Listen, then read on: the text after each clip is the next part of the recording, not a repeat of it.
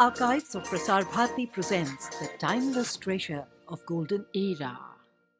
In conversation tonight, my guest is a driving force behind the children's film movement in India.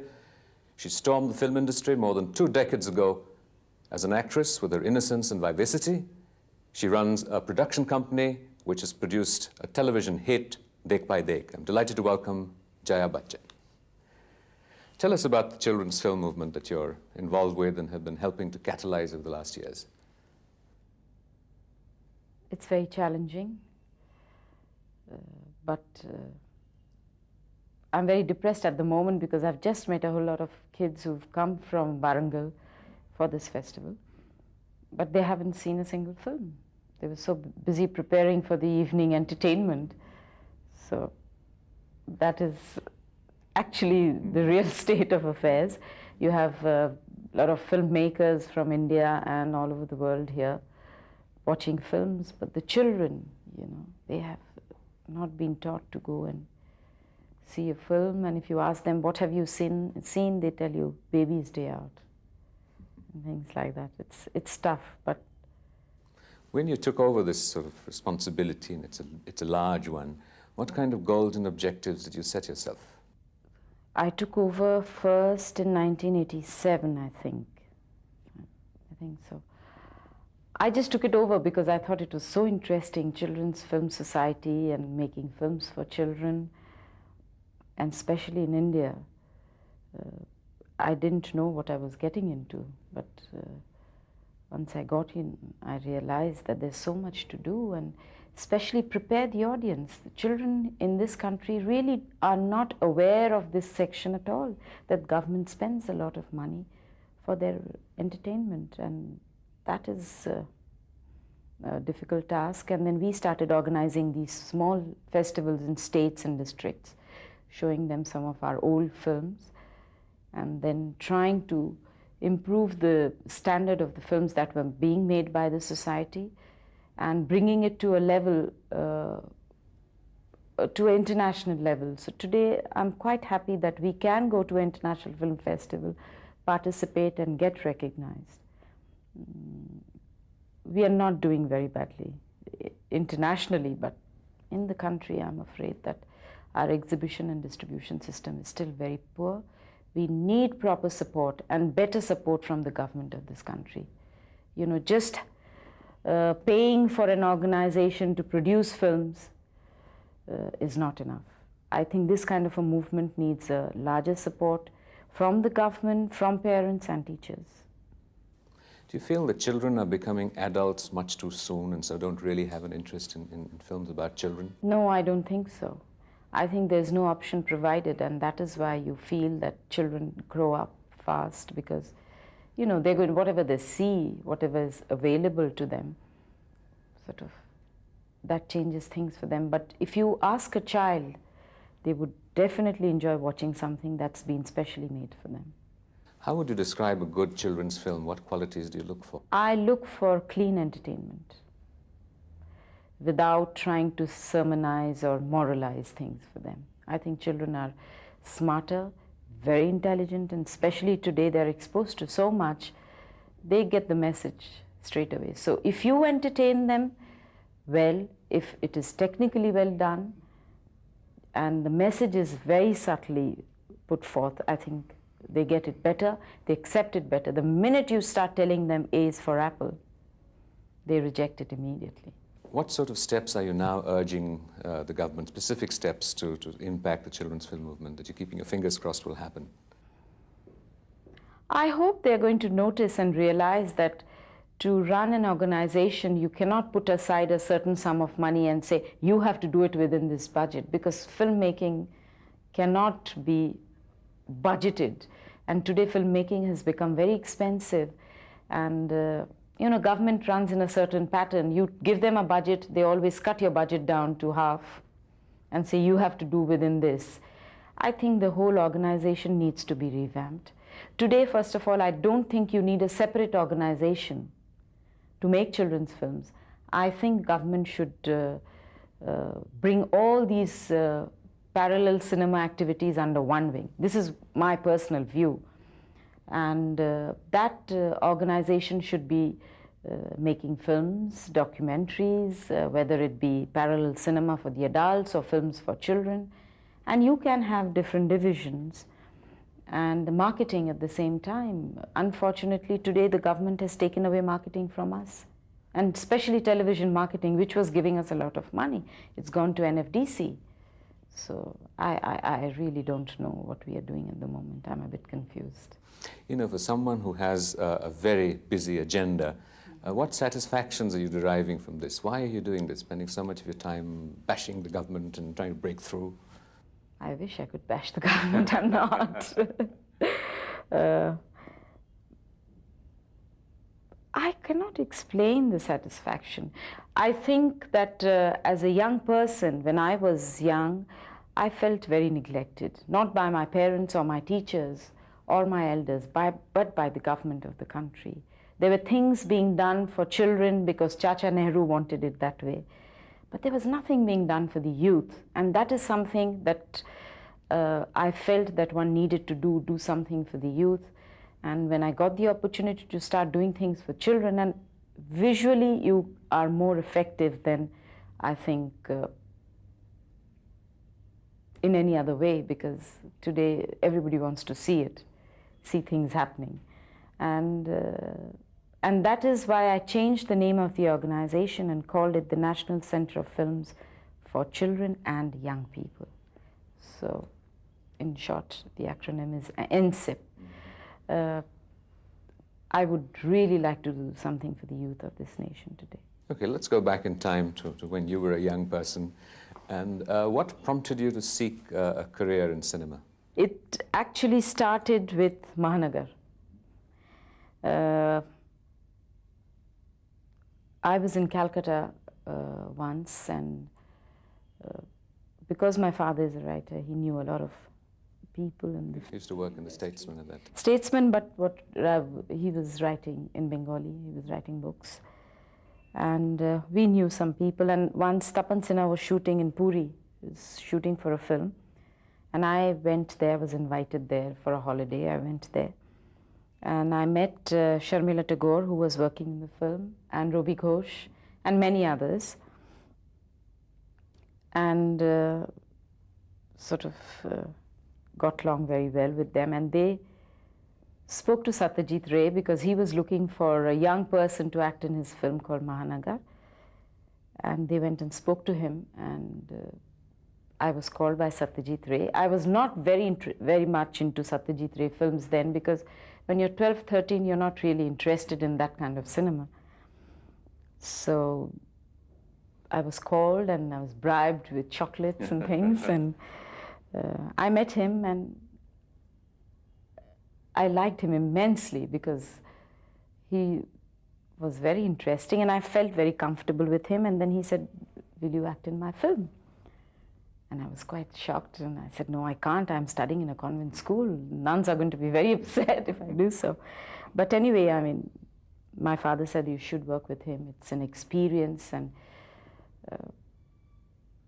yes, of course, you will pass school and you will get degrees, but that's not the only way to build a personality. You must experience whatever.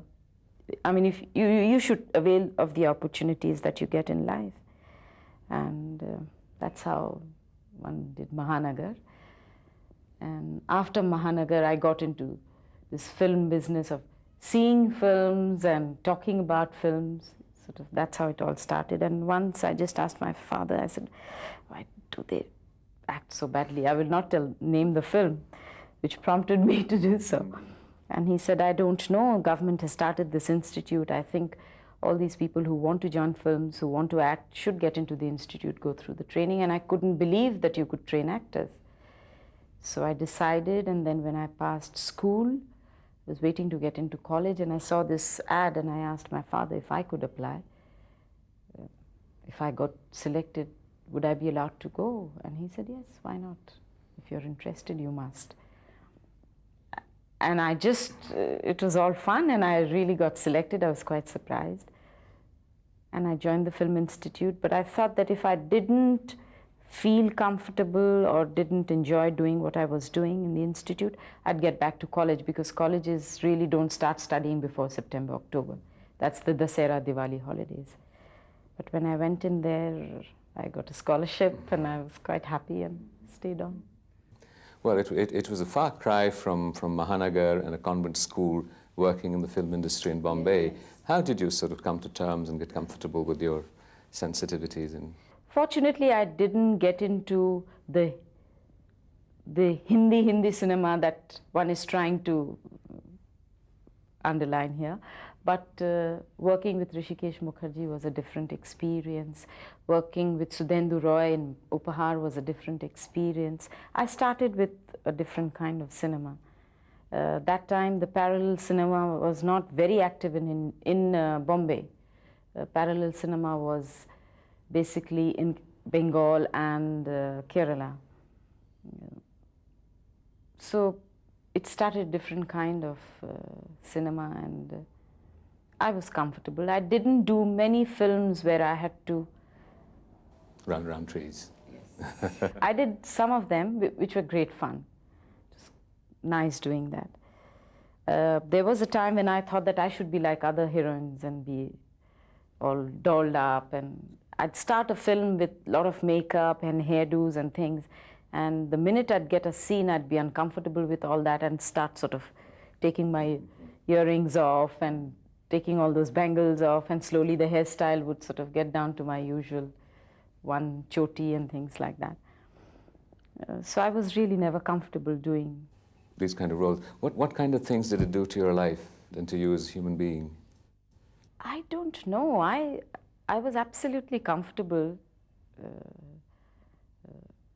being the actress and just a member of a family at home. It didn't bother me. You know, you've of course been a professional in your own right and are even today, but you're also known as Amitabh Bachchan's wife. How have you been able to come to terms with all the publicity and the press and being in the public eye that is inevitably involved? I don't know. I think if you have been brought up normally with a lot of security, emotional security, you can take it handle it well, and it shouldn't, or it doesn't really bother you. So I've taken it in your stride. In my stride. Probably because Amit's not made it into a big deal at home, you know. He's not the star at home. So the minute he sort of returned home from shootings, the gate closed and it was like anybody else. So. You've probably recounted this a million times, but how did you meet him? On the sets of Guddi. Mm-hmm. He was supposed to act in Guddi. He even shot for Guddi. But Anand released before Guddi, and then Rishikesh Mukherjee decided that he didn't want a known face for that particular role, and Samit was asked to step down. He's never forgiven us for that. Did you miss not being in the limelight for maybe 10, 15 years? I don't miss limelight at all. What did the limelight give to you, you think? Self-confidence, comfortable with people? I think the opportunity to express my feelings and my beliefs and get people who need to know what I feel strongly sort of getting conveyed through the opportunity of limelight and, you know, the other things that bring with it. Confidence, I don't know, probably I was always confident. It didn't. Your husband has been through, at least in the public perception, a very tumultuous time in many ways. He's attempted politics and wanting, you know, sort of a relationship with the press for a while. How does a family respond to that kind of, I hate to call it crisis, but that kind of pressure perhaps? I think that being together and being a close-knit family and sort of getting that, I don't know, I think it has to do with normal upbringing, you know, not being treated like as special people in the family, never. I mean, so I think you can handle that. It's not difficult, and you're together. And you in time set up your own production company and started working with television serials. Where and how did the impetus for that come from? I think it started long ago. I started because, you know, one traveled a lot, saw a lot of television outside the country, and one realized that television was going to be important. And the television, the quality of programs that were being made in India were very poor. And you know, when you, I'm sure you feel the same, when you go out and people say, what kind of programs do you do? I mean, you want to say something, and especially technically, you know, I feel that we're really far behind, and the only way to change things is to try and do something better yourself, and then, you know, things just follow. And it was the creative urge, not...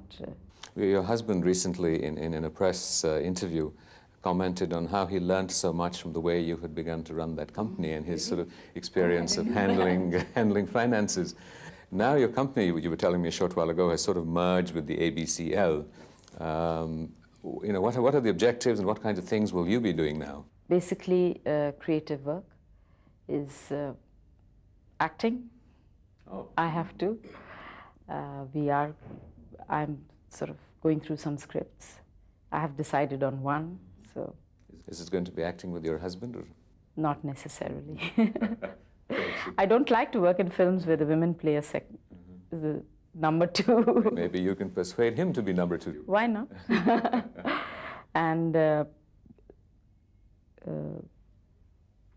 And looking at other scripts for other productions, other software, like for television, for films.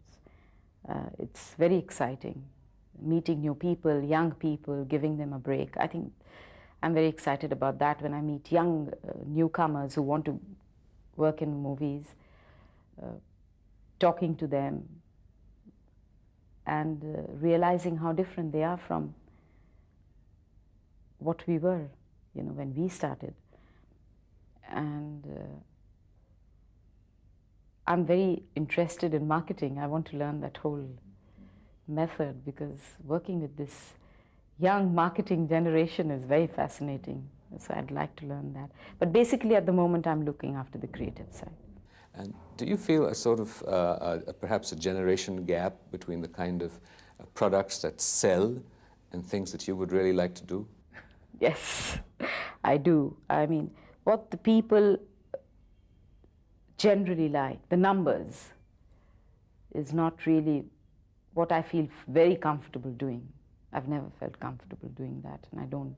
But I have to train myself. I think that what I would like to do is bring in some kind of balance between number and quality. You know, so if the quantity and quality balance out well, and that will be wonderful. And that's what I'd like to do. You know, through your life, you've obviously met a lot of people, and you're married into a very distinguished family. Your father-in-law is. Who are the people who you feel may have sort of inspired you and driven you, or people you seek to emulate? There's so many people. People who have inspired me are probably not very well known to the general world, but in their quiet way I have been inspired by many good friends, family members, my parents, my father-in-law, definitely. He's been a great source of encouragement. And I think he's one person who has helped Amit and me both to handle things normally and be normal human beings. And the other people who have inspired me, people who are not in the limelight, I don't want to name them, because that's something that I treasure and I'd like to keep it that way. Sure. Tell me, when you go into television production, what is your idea? What are you looking for personally? Not what you may produce. What are you looking for personally from television? What sort of pleasures does it give you as audience? What kind of programs do you watch? I love to see something that's well produced. I'm talking about technique. I want to see good technical work on television. Something that, at the same time, pleasing to the eye. And subject, of course. A good subject, a good story. what is the one major project or production that you would really, really, really like to do? A genie came out of the bottle and said, here it is. What do you want to do? I can fund it, I can give you the distribution, I can handle all of it. Don't worry about the audience, don't worry about the money. What would you like to do? Lots of things, lots of things. I'd love to produce a classic, an Indian classic. Take one of the classics and redo it, maybe a Premchand Munshi's, or some wonderful classics from Bengal. There's a great deal of debate and concern on the ill effects of television today and the kind of impact it's making on young people. How have you felt and responded to the kind of cinema and televisions and the values that it has perpetuated? Well, I've always felt that, people must do what they have to do, and there is no point in saying this is bad and that shouldn't be done and this shouldn't be done, but to produce something parallel and give the audience the option to choose. So people who like something different is going to choose something different. People who don't like different and want the usual will choose usual. And you have to accept the fact.